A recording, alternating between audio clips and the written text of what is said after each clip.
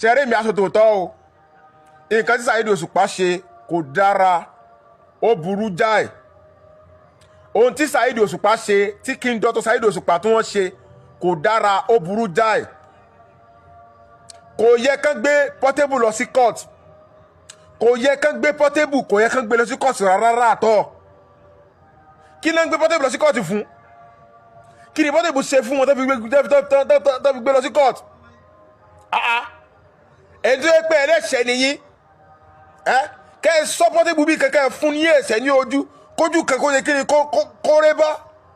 tójú kan ẹ̀ bá ti kí ni tó bá lọlé dé kò ní máa bọ́ àgbàlagbà mọ́ kọ́ọ̀sì tẹ gbé lọ sísìn kọ́ọ̀sì tẹ gbé lọ sísìn kò ẹ̀ṣẹ̀ máa lọ kọ́ọ̀sì kó máa bọ̀ tó bá lọ náà á tún bọ̀ á tún kí ni á tún máa fẹ́ inú ẹ̀ jàǹtọ́ọ̀kì á tún máa fẹ́ wọ́ọ́rọ́ọ̀fù ni àmọ́ tẹ bá ti fi blow tẹ fi fọ́ ojú kan nínú ojú ẹ̀ á fi ojú yẹn á máa fi ran àrọ́mọdọ́mọ ẹ̀ ike gbà tóun stubborn ó ní ẹni báyìí fi ẹ̀ṣẹ̀ wọ́n fi fóun ní ojú ẹ̀ṣẹ̀ lóye kẹ́ fi fọ́ ní ojú kẹ́ fọ́ ojú kan nínú ojú ẹ̀ tẹ bá fọ́ ojú kan nínú ojú ẹ̀ mo mọ̀ yí pé gbogbo tó ṣe kò ní ṣe mọ́ torí kò ẹ̀ṣẹ̀ máa ṣe mọ̀ pé Portable yìí ẹni tó ṣe láàánú jẹjẹ bàdó ó ti bu Portable tá à ń sọ yìí ẹni tó ṣe láàánú jẹjẹ bàdó ó ti bu kò gba gidi ó bu Pokoli ó bu even bọ̀dá wa nìbàdàn táyé kọ́rẹ́ǹsì ó bu ẹjọ́ tó lọ àbí nǹkan tí mo sọ àbókù díẹ̀ káàtó àbí kò dára àbí kò wà proper kò yẹ kí bàbá Òṣùpá kò yẹ kí gbé lọ sílé ẹjọ́ ó yẹ kán sọ sáàfù ní kán fi ẹ̀ṣẹ̀ kán fi fọ́ ojú kan tó wá fi ẹ̀ṣẹ̀ tó wá fi fọ́ ojú kan nínú ojú ẹ̀ ó máa yẹ kí ni ó máa lẹ́lẹ́sìn ẹ̀ ṣe ẹni bí tẹ́ gbé lọ yẹn kò ẹ̀ṣẹ̀ máa lọ kò ẹ̀ṣẹ̀ máa bọ̀ bọ́tẹ́ bá fi ẹ̀ṣẹ̀ kan yọ ojú ẹ̀ kan Ọlọ́run gbọ́ kò ní ṣe jẹ́ máa tó ṣe yẹn mọ́ Ọlọ́run gbọ́ yàmà kò ní ṣe mọ́ ẹjọ́ tó lọ́wọ́. At times àwa gan la máa ń ṣera wa gbogbo ẹ̀yin tẹ́ ń blame Saheed Osupa pé ó ṣe máa arrest Portable ṣé ẹ̀yin gangan get ara yín to be sincere báwo ló ṣe máa wà in right sense yẹ tó máa sọ pé tó ṣe yẹn ò make sense ṣé Saheed Osupa máa mẹ́gbàá lọ ná Portable ńlé ni àbí àníkan lọ nà mọ́bì kan nígbà tó Portable ló máa ń ṣe yẹn ló máa mú yàn á kàn mú mọ́ kọ́nà kan àníkan máa nẹ́ nìyẹn torí pé nìyẹn ṣẹ̀ bọ́n sì báyìí sìn wọ́n arrest ẹ̀ akẹ́kọ̀ọ́ correctional center níbi tó ń mú lọ yẹn á lọ kẹ́kọ̀ọ́ ń bẹ̀ ni tó bá dé orí ẹ̀ máa pé tẹ́nìkì ní bá gbé bẹ́yẹn tẹ́lómi tó ń gbé tó tún tó next time mímu tẹ́lómi náà tó ń gbé bẹ́yẹn orí Portable máa pé náà àwọn alájẹ kí bọ́ọ̀ yẹn mọ tó ṣe láì dáa ẹ̀yin bloggers tẹ́lẹ̀ fa ẹ̀kan máa torí tẹ́yìn máa rí tẹ́yìn máa ṣe ẹ̀ máa side ní tí ò yẹ kẹ́ side èmi ò ń láyè kí òun rò tọ́rẹ̀ lẹ́kùn máa sọ báwo lẹ ṣe máa sọ pé point tí Portable ṣe right nínú gbogbo ohun tí everybody rí ń sìn báyìí sìn kí a máa sọ pé tó ṣe right kò right náà kò make sense ojú orin yẹn kọ́ wọ́n dẹ̀ sọ fẹ́ pé aláyé olè ló jà yìí still tí náà wá dúró lórí ẹ̀ kankan pé òṣè náà nìyẹn kò make sense now it's not making any sense at all so pẹ̀lẹ́pẹ̀lẹ́ báwo sì gbé ń sìn báyìí sìn ọpọlọ ẹ̀ máa pé wàá mọ̀ pé àwọn kan bẹ́ẹ̀ tó yẹ pé wọ́n ń pè lágbàlagbà ẹni tó bá ju ni lọ ó lè ju nínú síbi tó bá fẹ́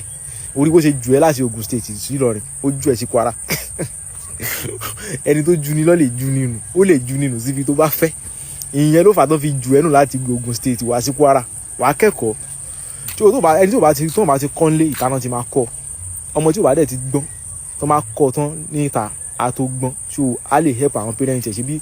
àwọn parents ẹ̀ ò kọ́ ni tí àwọn tó máa kọ́ níta máa kọ́ náà that's just it tí mo rí bẹ́ẹ̀ nìyẹn but bóyá láti máa blame Saheed Osupa yẹn that's the right thing ó jí orin èèyàn gbé normal ẹni ẹlẹ́ni sọ fún ẹ pé o tún para fẹ́ nìyẹn pé bákan tó bá jẹ́ ìwọ máa wòran o kọ́ parọ́ ọmọ ẹ̀pọ̀ fẹ́ lẹ́yìn tán jí nǹkan ẹgbẹ́ tó máa parọ́ ọmọ ẹ̀pọ̀ fẹ́ pa wọn kò ní lè pa ẹ̀mí àwọn end of the day. Alhaji Saheed Osupa Akorede my dator Suale nǹkan tẹ́ ṣe fún Portable yẹn mo support yín o 100% 101 mo support yín o in short tẹ́ bá fẹ́ ṣe dáadáa gan tẹ́ fẹ́ ṣe dáadáa ni tó ní mọ̀ pé by now a lot of people wọ́n á ti máa pè yín pé kẹ́ filẹ̀ ẹ fi Portable sílẹ̀ wọ́n á ti máa pè yín tẹ́ bá fẹ́ ṣe dáadáa ni kò yẹ kẹ́ gbọ́ sẹ́nibọ́dì lẹ́nu as in ẹ jẹ́ kó tiẹ̀ lọ kó kàn tiẹ̀ lọ lò bóyá bí 2 months kó lọ lò bí 2 months maybe with that tó bá padà dé afresh ó máa mọ̀ bí wọ́n ṣe ń lo internet because wọ́n ní ẹni tí ó ṣoògùn àìkú lọ̀rọ̀ ẹ̀ tó ń fogun okùn ọ̀gẹ̀dẹ̀ ó fi ń gun ọ̀pẹ so mi nǹkan tẹ́ ṣe yẹn ṣe rí pàtì wípé ẹ tún wá gbé kúrò lógùn state lọ sí Kwara state yẹn is a very brilliant one kó jẹ́ tó di pé stress kan máa lò gan láti bẹ̀ yẹn kó tó débẹ̀ èèyàn tó fẹ́ wá bá bẹ̀bẹ̀ gan wọ́n á mọ̀ pé so mi ò blame yín fún nǹkan tẹ́ ṣe àmọ́ sà ẹ jọ̀ọ́ ẹ fi Portable lẹ̀ ẹ fi Portable sílẹ̀ o ẹ fi Portable sílẹ̀ o ẹ má jẹ́ kó jẹ́ ọwọ́ yín náà ti máa bá a ẹ bí mi pé bá kí ni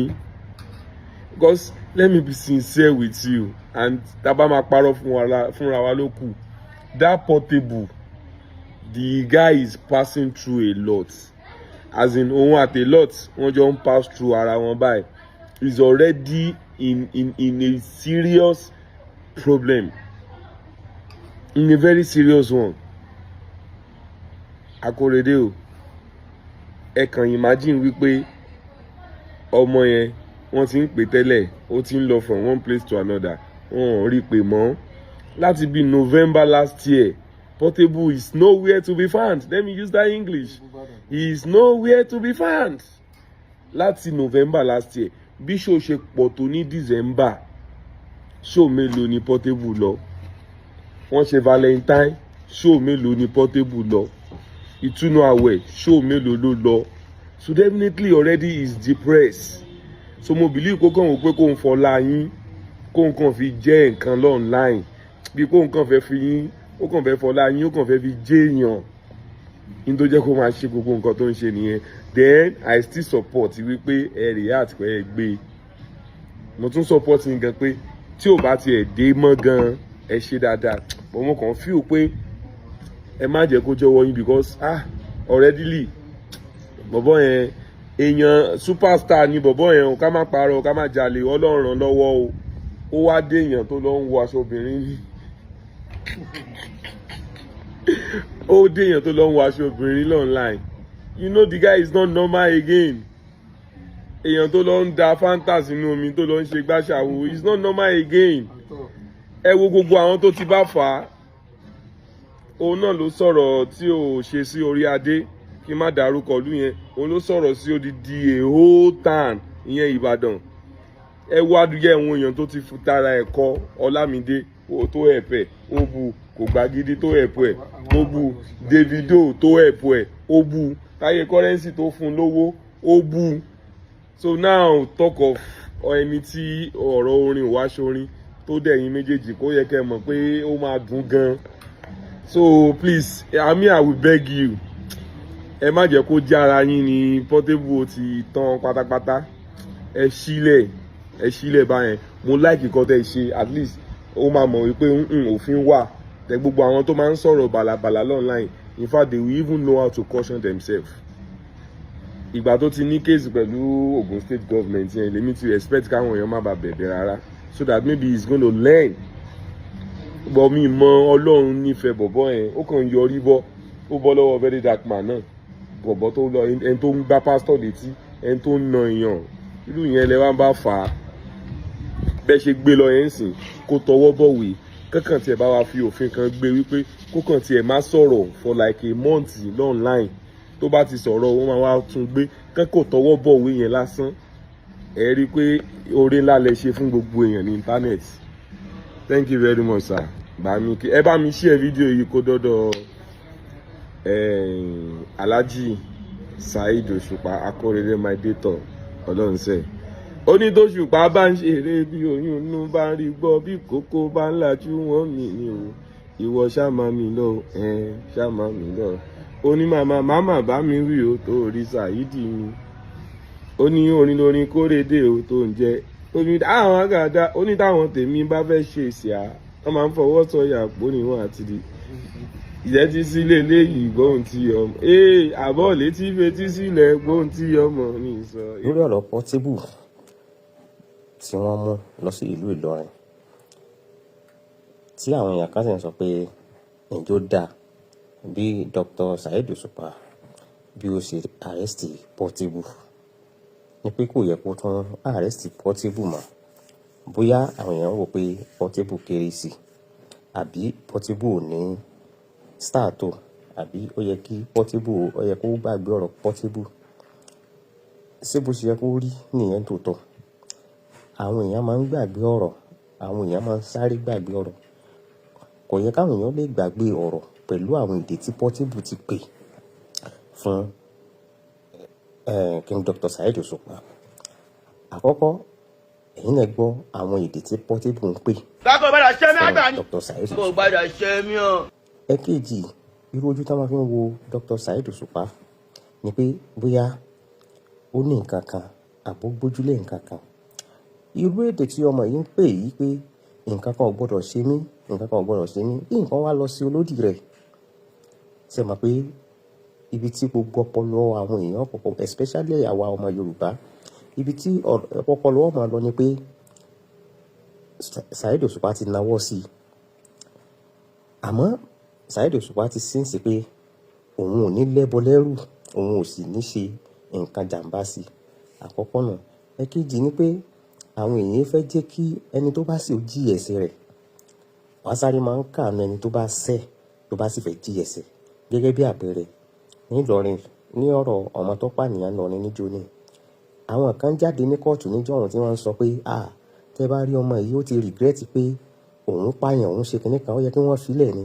ẹ wo ibi tí ọpọlọ àwọn èèyàn lọ àwọn olórin tí Portable ti bú iye olórin tí Portable ti bú láti rí ẹ lọ wo bó ṣe bú Davido bó ṣe bú gbogbo àwọn olórin yòókù náà tájọ ń kọ hip hop tó bá jọ wípé àwọn èèyàn ti fi jófin ni kò ní máa ta sí olórin míì náà mọ́ yóò ti jẹ́ kí yóò ti mẹ̀sẹ̀ lẹ́sẹ̀ yóò ti mọ ìwà bó ṣe yẹ kó máa hùwà àmọ́ àìfi jófin kò jẹ́ kó ọmọ ọdún ẹ̀ṣẹ̀ tó ń ṣẹ̀ ọmọ tí ó bá sì gbọ́n ibì kan ni wọ́n ti kọ́ wálé ẹ fi Portable kalẹ̀ ẹ jẹ́ kó kọ́gbọ́n ire ò ń sọ ìmú dúró náà. Ladies and gentlemen, I am pleading in Yoruba. I am begging.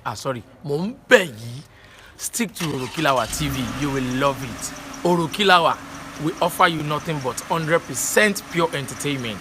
Subscribe if you have not subscribed, and keep watching our content because big things is coming on that channel. Yeah. Orokilawa.